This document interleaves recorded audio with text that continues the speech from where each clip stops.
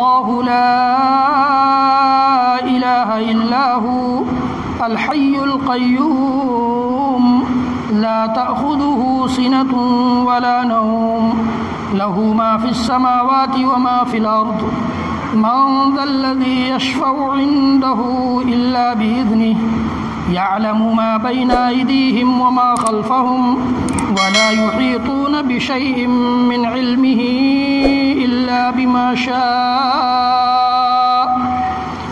وسع كرسيه السماوات والأرض ولا يؤوده حفظهما وهو العلي العظيم۔ بزرگوں اور دوستوں، ملت اسلامیہ کے نوجوانوں، پچھلے 2 خطبوں میں قرآن پاک کی بڑی مبارک اور بڑی عظیم آیت کریمہ آیت الکرسی،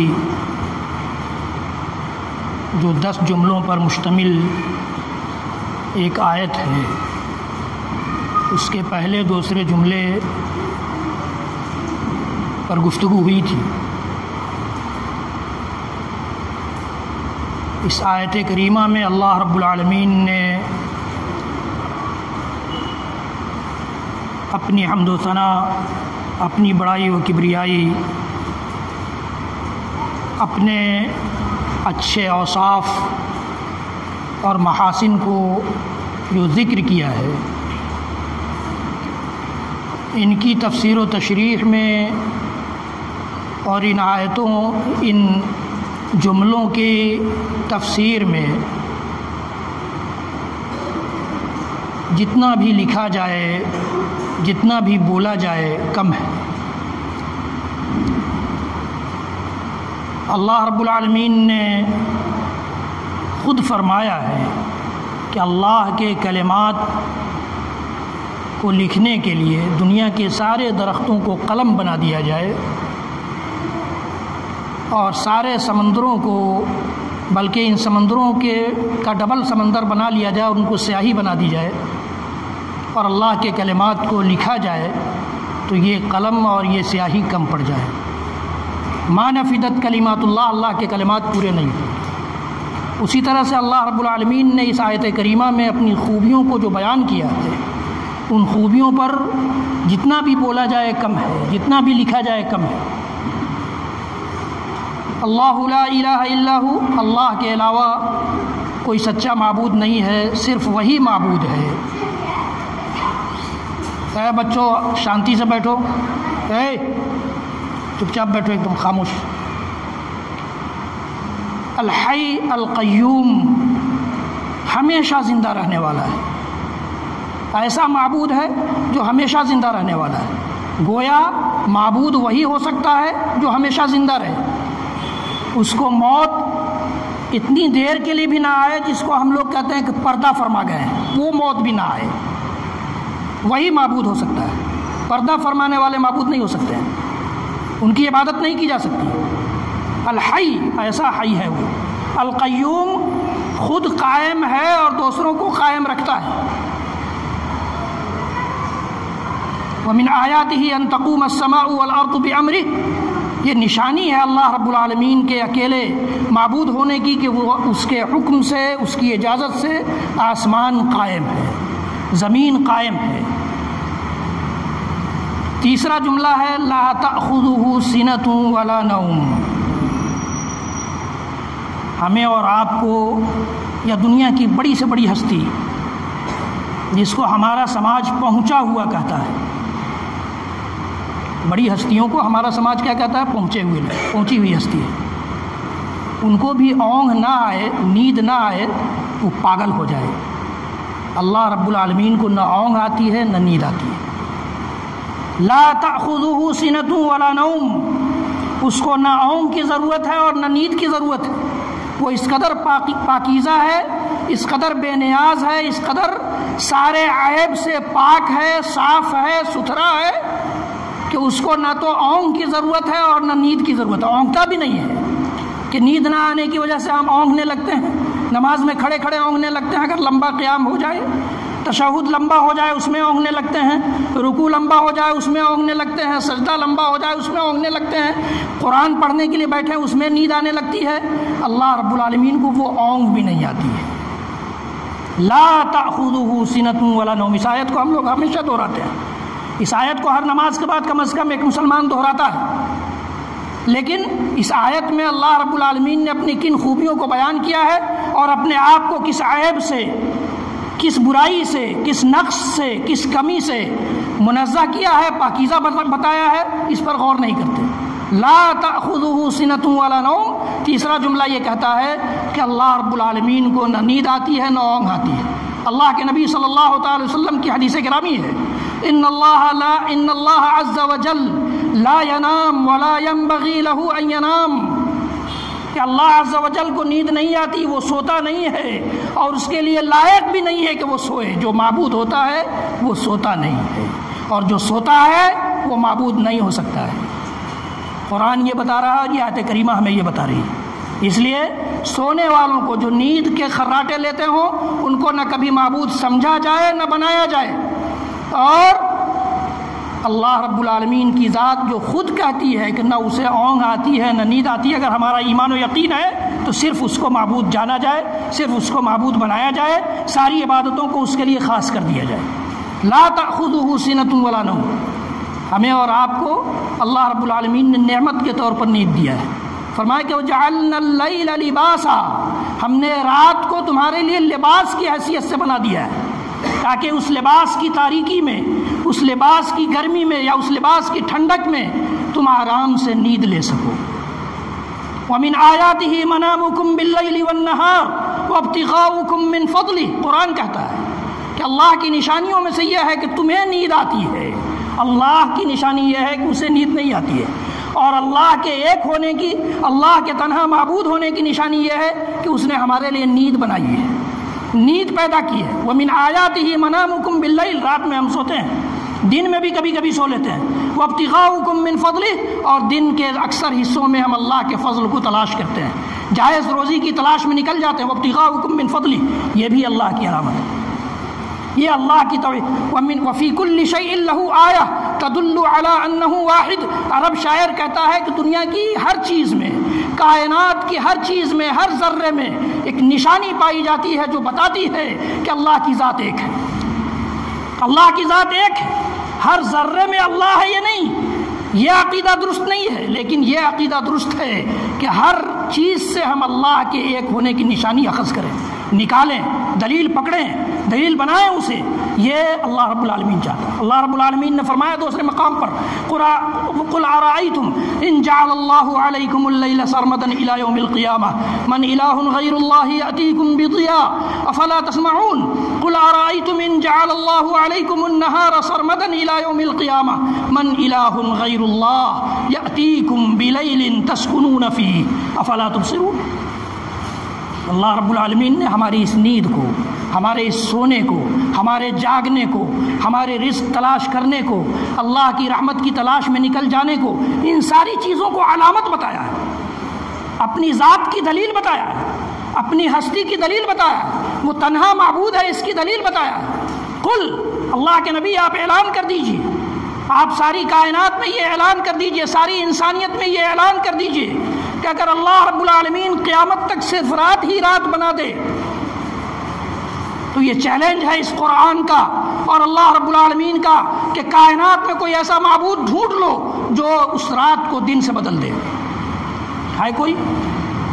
آپ دن رات سر پٹ کے رہیں اللہ کے علاوہ کسی معبود کے چوکھٹ پر اور دعا کرتے رہیں کہ یہ دن رات کا جو سسٹم ہے کسی ایک میں بدل دے، چاہے اس کو رات ہی کر دے چاہے اس کو دن ہی کر دے، کیا ہو جائے گا؟ قرآن کا یہ چیلنج ہے کہ قیامت تک نہیں ہو سکتا ہے۔ قُلْ أَرَأَيْتُمْ إِنْ جَعَلَ اللَّهُ عَلَيْكُمُ اللَّيْلَ سَرْمَدًا، اگر ہمیشہ ہمیش کے لیے رات بنا دے، من الہ غیر اللہ یأتیکم بضیاء، قرآن کا یہ چیلنج 1400 سال پہلے سے ہے اور قیامت کی صبح تک رہے گا۔ کون ہے ایسا معبود جو اس رات کو اگر اللہ رب العالمین رات بنا دے، یا ابھی جو رات آتی ہے 12 گھنٹے کی اس کو دن میں بدل دے؟ یہ چیلنج ہے، من الہ غیر اللہ یاتیکم بضیاء افلا تسمعون، کیا تم لوگ سن نہیں سکتے؟ ان باتوں کو سن نہیں سکتے؟ ان باتوں کو سن کر اس پر عمل نہیں کر سکتے؟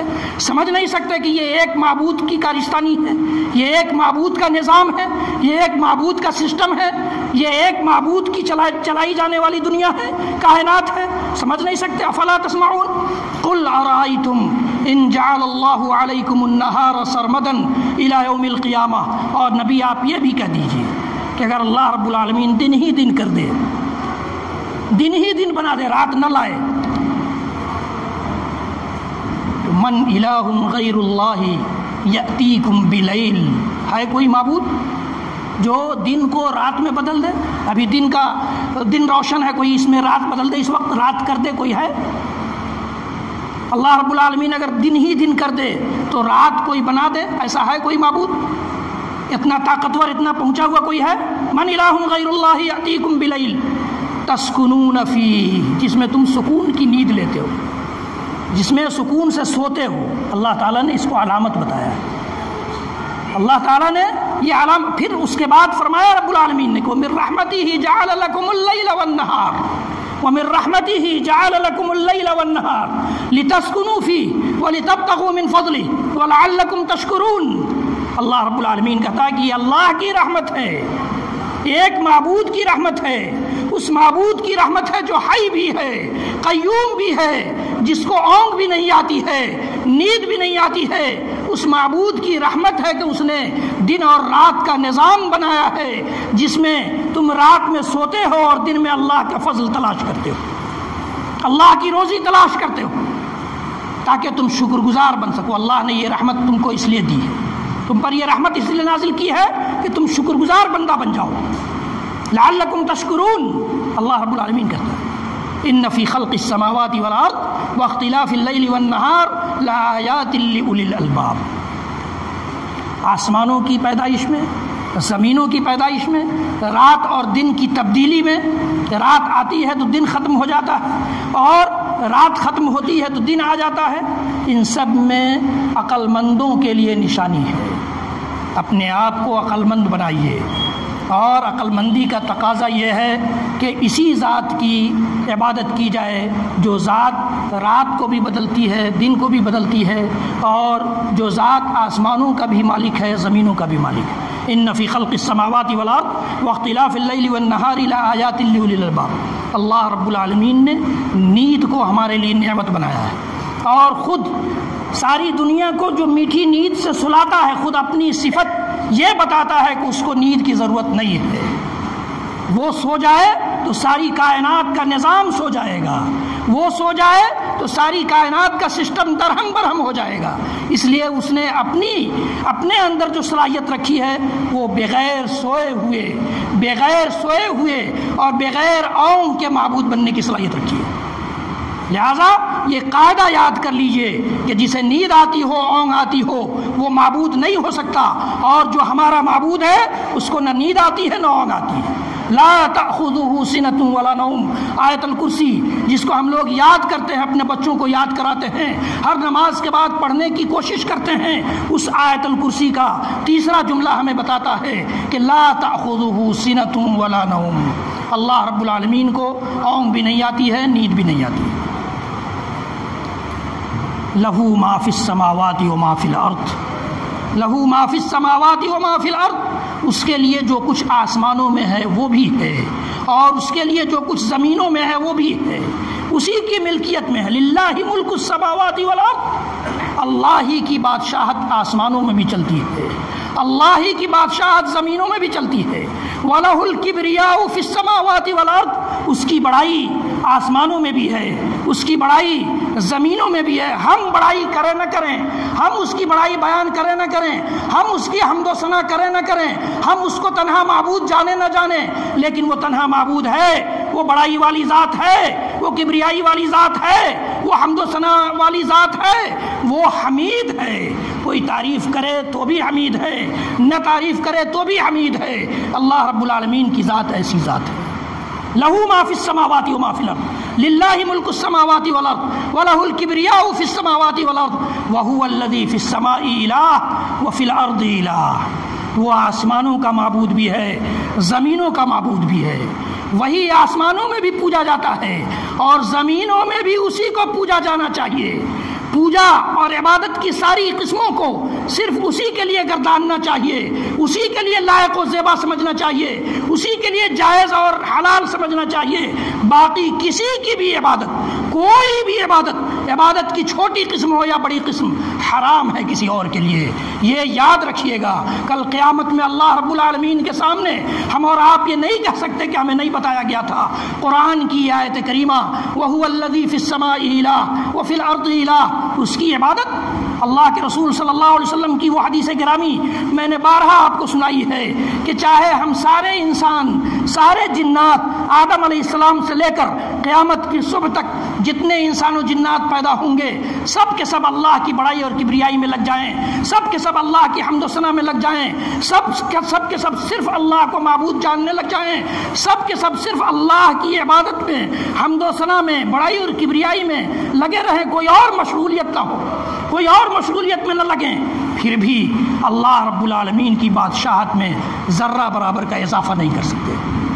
وہ ایسا بادشاہ ہے کہ اس کو ہمارے اور آپ کی ضرورت ہی نہیں ہے، لیکن ہم اگر اس کو پوجتے ہیں، ہم اس کی اگر عبادت کرتے ہیں، ہم اس کی اگر حمد و ثنا کرتے ہیں، ہم اگر اس کی بڑائی اور کبریائی بیان کرتے ہیں، ہم اس کے لیے عبادتیں کرتے ہیں، اس کے سامنے کھڑے ہوتے ہیں، اس کے سامنے رکوع اور سجدے کرتے ہیں، وہ اس سے خوش ہوتا ہے۔ اور صرف خوش نہیں ہوتا، ہمیں بھی خوش کرتا ہے۔ ہماری عبادتوں سے وہ خود خوش تو ہوتا ہی ہے، ہمیں بھی خوش کرتا ہے اور کرے گا آئندہ۔ یہ ہمارا اور آپ کا یقین اس بات پر ہونا چاہیے۔ اللہ کے رسول صلی اللہ علیہ وسلم نے فرمایا کہ سارے انسان و جنات آدم علیہ السلام سے لے کر قیامت تک جتنے پیدا ہوں گے، سب کے سب اللہ کی عبادت میں لگے رہیں، اللہ کی حمد و ثنا میں لگ جائیں، اللہ کی بڑائی اور کبریائی بیان کرتے رہیں، اللہ کی بادشاہت میں، اس کی ملکیت میں ذرہ برابر کا اضافہ نہیں کر سکتے، اور سب نافرمان ہو جائیں۔ آدم علیہ السلام سے لے کر قیامت کی صبح تک جتنے انسان و جنات پیدا ہوں گے، سب نافرمان ہو جائیں، سب نافرمانی پر تل جائیں۔ آپ دیکھیے کہ کیا اللہ تعالیٰ کافروں کو رزق نہیں دیتا ہے؟ دنیا کی کوئی اوقات ہی نہیں اللہ رب العالمین کے سامنے۔ اللہ کے نبی صلی اللہ علیہ وسلم کی وہ حدیث گرامی بار بار میں نے آپ کے سامنے پیش کی ہے کہ اللہ تعالیٰ، اللہ کے رسول فرماتے ہیں کہ اللہ تعالیٰ کے نزدیک اگر اس دنیا کی قدر و قیمت مچھر کے پر کے برابر ہوتی تو کسی کافر کو ایک گھونٹ پانی نہیں پینے دیتا، پانی ہی مہیا نہیں کرتا۔ لیکن اللہ رب العالمین کے نزدیک اس کائنات اور اس کائنات کے اندر جو چیزیں ہیں، جو نعمتیں ہیں، جو کچھ ہیں، جو مخلوقات ہیں، ان کی قیمت مچھر کے برابر، پر کے برابر سے بھی کم ہے، مچھر کے پر سے بھی کم ہے۔ اس لیے جو چاہے جیسے چاہے اس کائنات کو استعمال کریں، سارے نافرمان ہو جائیں۔ ہم لوگ نافرمانیاں نہیں کرتے، صبح سے شام تک نافرمانیوں میں ڈوبے رہتے ہیں، صبح سے شام تک نافرمانیوں میں ڈوبے رہتے ہیں۔ بہت سے لوگ ہیں ہمارے بھائیوں میں، انہی بھائیوں میں جو آج آئے ہیں مسجد میں، پھر جمعہ کو توفیق ہوگی، پھر جمعہ کو توفیق ہوگی، ہے کہ نہیں ایسے؟ جمعہ کو پھر اللہ رب العالمین یاد آئے گا، اللہ رب العالمین کے سامنے رکوع سجدے کریں گے، اس کے بیچ میں کبھی یاد نہیں آتی۔ بہت ساری نافرمانیاں کرتے ہیں، لیکن اس کے باوجود ہمیں وہ کھلاتا ہے، پلاتا ہے، اولاد کی نعمت سے نوازتا ہے، مال و دولت کی نعمت سے نوازتا ہے، تو اس کو کیوں ایسا کرتا ہے؟ اس کو ان چیزوں کی کوئی فکر ہی نہیں ہے۔ تو اللہ کے رسول نے فرمایا کہ سب نافرمان ہو جائیں تو اللہ رب العالمین کی بادشاہت، ملکیت پہ ذرہ برابر کی کمی نہیں آ سکتی۔ وہ بادشاہ ایسا بادشاہ ہے، وہ ایسا بادشاہ ہے، لہو ما فی السماوات و ما فی الارض۔ عبادت اگر اسے کرانا رہتا اور عبادت کی اسے فکر رہتی تو فرشتوں نے سب سے پہلا آبجیکشن یہی کیا تھا، یہی تو کیا تھا کہ نحن نسبح بحمدک ونقدس لک۔ اللہ رب العالمین ایسی مخلوق پیدا کرنے کی کیوں سوچ رہا ہے جو جا کر زمین میں فساد برپا کرے، جو زمین کے رنگ کو لالازار کر دے، خون بہائے اور ادھم مچائے زمین پر جا کر؟ ایسی مخلوق پیدا کرنے کی تو سوچ کیوں رہا ہے؟ نحن نسبح بحمدک ونقدس لک، ہم تیری حمد و ثنا بیان کرتے ہیں، دن رات تسبیح بیان کرتے ہیں، تیری بزرگی بیان کرتے ہیں، تیری پاکی بیان کرتے ہیں، پھر کیا ضرورت ہے ایسی مخلوق؟ آپ کو پتا ہے، میں نے بتایا ہے، یاد ہو نہ ہو، لیکن اللہ تعالیٰ کے فرشتوں میں سے فرشتوں کی ایک جماعت ایسی ہے جو قیام میں ہے، ہاتھ باندھے اللہ رب العالمین کی عبادت کر رہی ہے وہ جماعت، وہ گروپ، تو وہ قیامت تک ہاتھ باندھے اللہ رب العالمین کے سامنے کھڑی رہے۔ رکوع میں فرشتوں کی جو جماعت ہے وہ قیامت تک رکوع میں رہے گی، اور سجدے میں جو جماعت ہے وہ قیامت تک سجدے میں رہے گی۔ فرشتوں کی ایک عبادت گاہ ہے بیت معمور، اللہ کے رسول صلی اللہ علیہ وسلم نے یہ سب بتایا ہے۔ یہ سب خود سے بنائی جانے والی چیز نہیں ہے کہ مارکیٹ میں ڈائجسٹ میں پڑھ لیا اور آ کر یہاں سے پک دیا، نہیں۔ اللہ کے رسول صلی اللہ علیہ وسلم کی حدیث گرامی ہے، بیت معمور فرشتوں کی ایک عبادت گاہ ہے جس کا روزانہ 70,000 فرشتے طواف کرتے ہیں، اور جن فرشتوں نے ایک بار طواف کر لیا ہے قیامت تک ان کی دوبارہ باری نہیں آئے گی، دوبارہ باری نہیں آئے گی۔ اس کو کیا ضرورت ہے ہماری عبادت کی، لنگڑی لوڑی عبادت کی؟ لنگڑی لوڑی عبادت کی کہ نماز ہی میں دکان کا سارا حساب ہو جائے؟ ایسی عبادت کی اس کو ضرورت ہے؟ وہ محتاج ہے ہماری عبادتوں کا؟ نہیں۔ لیکن ہم عبادت کریں گے چاہے لنگڑی لولی ہی کریں، صرف اس کی عبادت کریں گے، ہم عبادت کریں گے اس کی، وہ ہم سے خوش ہوگا، چاہے لنگڑی لولی ہماری عبادت ہو، اور وہ خوش ہوگا تو ہمیں خوش کر دے گا، اس کائنات میں بھی اور اس کے بعد کی زندگی میں بھی۔ یاد رکھیے گا، وہ خوش ہو جائے تو اس کائنات میں بھی ہمیں خوشی میسر ہوگی، اور اس کے بعد کی جو زندگی ہے اس میں بھی خوشی میسر ہوگی۔ عقل مندی یہ ہے کہ اس کائنات کی خوشی کی پرواہ نہ کرتے ہوئے آئندہ کی زندگی کی خوشی کی پرواہ کی جائے، عقل مندی اس میں ہے۔ عقل مند وہی ہے، لہو ما فی السماوات و ما فی الارض سے متعلق انشاءاللہ العزیز اگلے خطبے میں بھی تفصیل کے ساتھ آپ بیان سنیں گے، قرآن پاک کی روشنی میں، نبی اکرم صلی اللہ علیہ وسلم کی صحیح حدیث کی روشنی میں۔ اللہ رب العالمین ہم سب کو کہنے سننے سے زیادہ عمل کی توفیق دے۔